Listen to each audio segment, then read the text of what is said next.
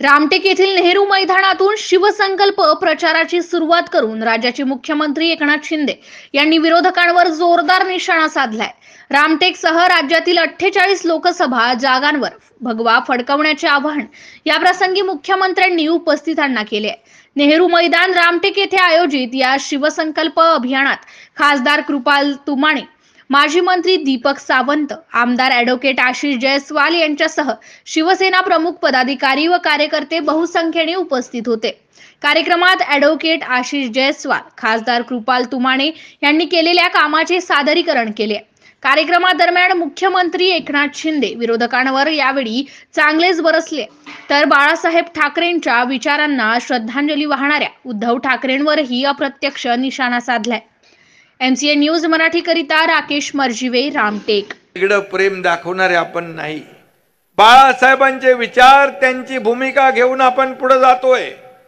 आज हिंदुत्वाचे विचार बाळासाहेबांचे ऐकण्यासाठी लोक आतुर असायचे आणि बाळासाहेबांनी जी भूमिका घेतली ती अतिशय परकड स्पष्टपणे भूमिका घ्यायचे आणि त्यांनी ज्यांना ज्यांना लांब ठेवलं, ज्यांना ज्यांना सांगितलं माझी जेव्हा काँग्रेस होईल तेव्हा माझं दुकान बंद करेन, त्यांना तुम्ही डोक्यावर घेतलं।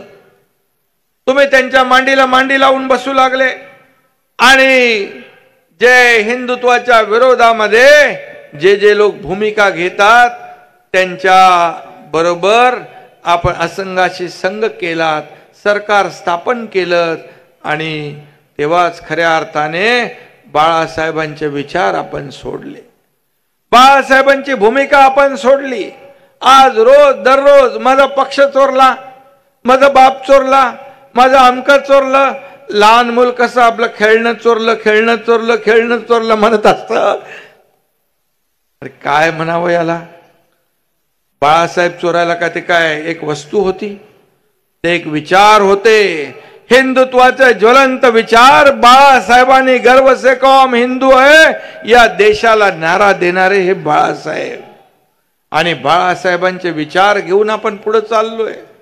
आज मी आपल्याला एवढंच सांगतो की हिंदुत्वाचं ढोंग करायचं आणि सत्तेसाठी हिंदुत्व विरोधकांना साथ द्यायची असली नाटकं या देशातली जनता, या महाराष्ट्रातली जनता सुज्ञ आहे आणि त्यांना माहित आहे की हिंदुत्वाशी बेईमानी करणाऱ्या आणि भगव्या झेंड्याचा अपमान करणाऱ्या लोकांना जागा दाखवण्याचं काम या महाराष्ट्रातली जनता करेल।